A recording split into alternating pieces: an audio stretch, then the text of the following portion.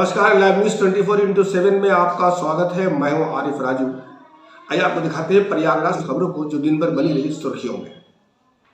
2024 के चुनावी वादों का आगाज हो चुका है और सभी पार्टियों ने वोट बैंक को साधने के लिए तरह तरह के प्रलोभन देने का काम शुरू कर दिया है।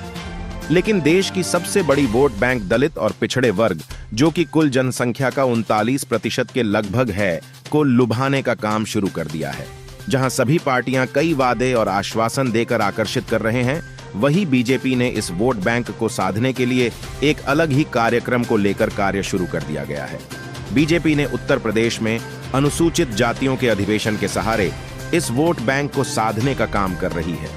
इस पूरे अधिवेशन को पूरे प्रदेश में 6 अलग अलग जगहों पर कर प्रदेश के 52% वोट बैंक को साधने में लगी हुई है। इस अधिवेशनों की जिम्मेदारी प्रदेश के मुख्यमंत्री योगी आदित्यनाथ को सौंपी गई है और पूरी कैबिनेट के मंत्रियों को जिम्मेदारियों में लगाया गया है।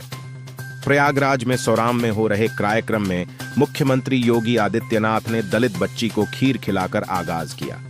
उसके बाद उन्होंने 3,357 करोड़ रुपए की योजनाओं का शिलान्यास कर 2024 की लोकसभा चुनावों के लिए नींव रखी। तदुपरांत मुख्यमंत्री ने प्रधानमंत्री आवास योजना और मुख्यमंत्री आवास योजना के तहत प्रयागराज की महिला लाभार्थियों को चाबी और चेक सौंपी। मुख्यमंत्री योगी आदित्यनाथ ने अपने उद्बोधन में कहा कि दलित समाज को लगातार शोषित और उनके अधिकारों का हनन किया गया है, लेकिन जब से केंद्र और राज्य में बीजेपी की सरकार आई है, इस समाज के अधिकारों के लिए कई प्रकार की योजनाओं को लेकर आई है।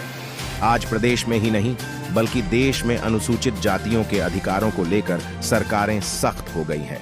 आज प्रदेश में अनुसूचित जातियों के सुरक्षा और स्वाभिमान की रक्षा करने के लिए कई प्रकार के कानून और योजनाओं को लागू किया गया है। 3,357 करोड़ की नई परियोजनाओं का आज शिलान्यास किया जा रहा है और आगे भी कई प्रकार की परियोजनाओं को लागू किया जाएगा। योगी आदित्यनाथ ने मंच से 2024 में होने वाली लोकसभा चुनावों के लिए कार्यकर्ताओं को तैयार होने और जनता से सीधे तौर जोड़ने और जनता को पार्टी से जोड़कर प्रदेश के 80 में से 80 सीटों को जीतने का दावा किया है।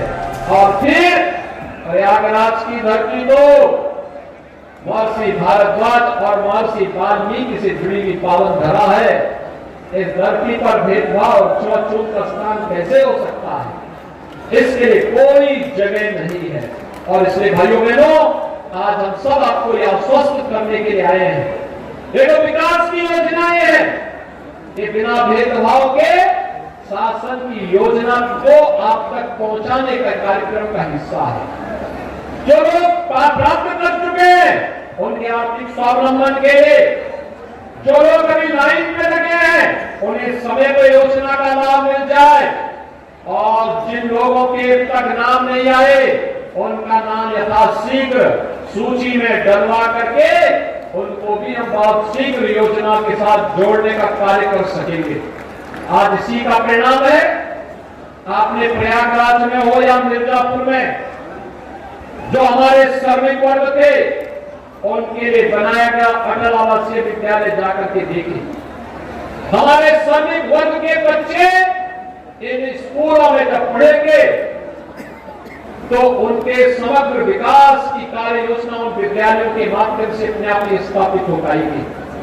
आपने देखा होगा, सरकार जब बिना भेदभाव के कार्य करती है तो उसका लाभ भी आश्रम पद्धति विद्यालयों के माध्यम से, समाज कल्याण विभाग के द्वारा संचालित किए गए छात्रावासों के माध्यम से, अभ्युदय कोचिंग के माध्यम से, अटल आवासीय विद्यालयों के माध्यम से, और आने वाले समय में पीएम श्री विद्यालय की योजना और मुख्यमंत्री अभ्युदय विद्यालय की नई कार्य योजना के साथ हम आ रहे हैं, जिससे समाज के अंतिम पायदान पर बैठे हुए व्यक्ति के लिए भी हम अति उत्तम शिक्षा की व्यवस्था कर सकेंगे, अति उत्तम स्वास्थ्य की व्यवस्था कर पाएंगे, उनके स्किल डेवलपमेंट के लिए कार्य कर पाएंगे, उनके आर्थिक स्वावलंबन और समृद्धि के मार्ग को प्रशस्त कर पाएंगे।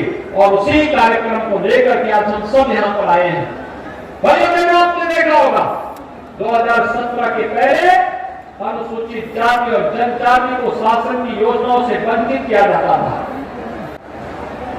और प्रधानमंत्री मोदी जी की प्रेरणा से आज एक डबल इंजन की सरकार, भाइयों बहनों, उत्तर प्रदेश की राजधानी लखनऊ में भी बाबा साहब भीमराव अम्बेडकर के भव्य स्मारक और अंतर्राष्ट्रीय केंद्र का निर्माण कर रही है, जहां पर अनुसूचित जाति जनजाति से जुड़े हुए युवाओं के लिए स्कॉलरशिप और छात्रावास की भी व्यवस्था की जा रही है।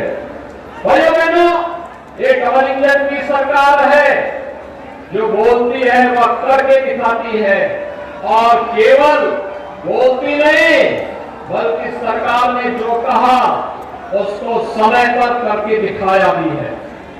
आज आपके सामने देखते होंगे आप इतनी सारी योजनाएं, वेलफेयर की स्कीम आई है, इनमें से अधिक अनुसूचित जाति और जनजाति के हमारे बंधुगण से लाभान्वित हुए हैं।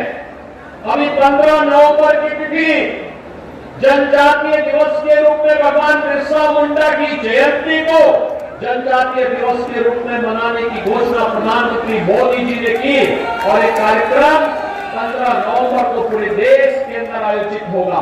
दिन भर की महत्वपूर्ण खबरें देखने के लिए लाइव न्यूज 24x7 को लाइक और सब्सक्राइब करें। अभी के लिए बस इतना ही। अगले बुलेटिन में आपसे फिर होगी मुलाकात। तब तक मुझे दीजिए इजाजत। नमस्कार।